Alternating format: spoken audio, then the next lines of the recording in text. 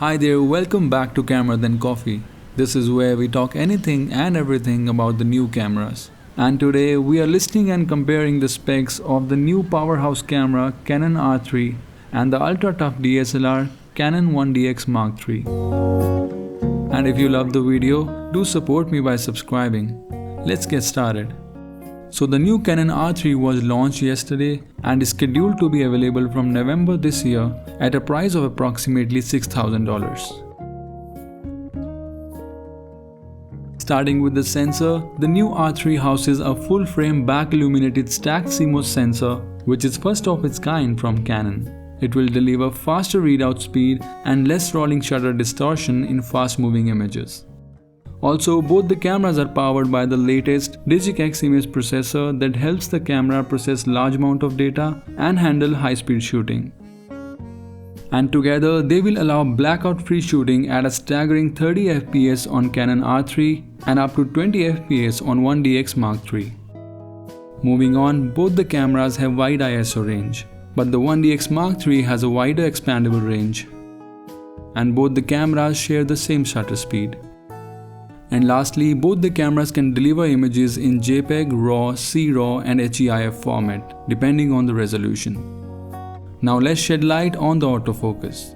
Both the cameras feature the upgraded dual-pixel CMOS autofocus, which is quick, accurate and deliver good performance. Not just that, the new R3 features the incredible 1053 automatic AF zones. Whereas the 1DX Mark III has the new pixel grid autofocus module that provides 199 AF points, of which 155 points are cross-type for extra sensitivity. Plus, when in live view on 1DX Mark III, you can manually select out of 3869 AF points. That's great. And when conditions get tough, the new R3 will now focus down to extreme light level of -7.5 EV. Next up is the eye, face and head detection, which play an important role in both the cameras and ensure that the shots are sharp and in focus. However, along with the human eye and bird detection, the new R3 will now recognize motorsport, which includes bikes as well as cars. One great addition in R3 is the new AI feature that will make R3 swiftly lock the AF point to where you are looking at by detecting the movement of your pupil. In short, now it will react as quickly as you do. Sadly, the feature may not be available when wearing contact lenses, glasses or other eyewear. Talking about the body, it looks like the Canon EOS R3 has taken a lot of inspiration from 1DX Mark III. But unlike the 1DX Mark III, R3's rear screen is fully articulated. And there is no LCD status screen on R3, which sat below the main screen on 1DX Mark III. Next is EVF. While the R3 has an electronic EVF, the 1DX Mark III has an optical one with pentaprism mechanism. Also, the one on R3 sticks out a little bit, which I think is due to the eye control function. Sadly, both the cameras don't have inbuilt flash. But R3 features a new multifunction shoe at the top that provides data communication and power for its new accessories when attached to the camera. And this solves the flash problem for us. And yes, both the cameras have most light controllers. Behind the right side door, the R3 hides two dual card slots, one for the SD series and one for CF Express, whereas both the slots on 1DX Mark III handles two CF Express cards. Moving on to battery, both have the same one, but 1DX Mark III is the clear winner when it comes to still shots.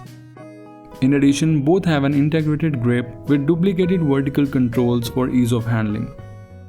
The new R3 shares the same degree of dust and water resistance as the 1DX Mark III. And looking at the front, both the cameras have a different lens mount. Now let's look at the video specs. The R3 has the capability to shoot 6K RAW up to 60 fps versus the 5.5K RAW up to 60 fps on 1DX Mark III. Talking about 4K, both the cameras can shoot DCI and UHD 4K, but the new R3 can shoot up to 120 fps versus the 60 fps on 1DX Mark III. Whereas for Full HD recording, both the cameras have the same story. And here are the max resolutions for external recording. Moving on, both the cameras can record in log and achieve up to 12 stops of dynamic range in the footages. And yes, one really powerful feature in R3 is the 5-axis in-body image stabilization with 8 stops, which works in collaboration with the OIS offered by the lenses. But 1DX Mark III does have a digital image stabilization that adds a lot to the stability in video shots. And last but not the least, the ports. Some are same, some are different. That's it. Thank you so much for stopping by, and if the video was helpful, do consider subscribing. See you in the next video.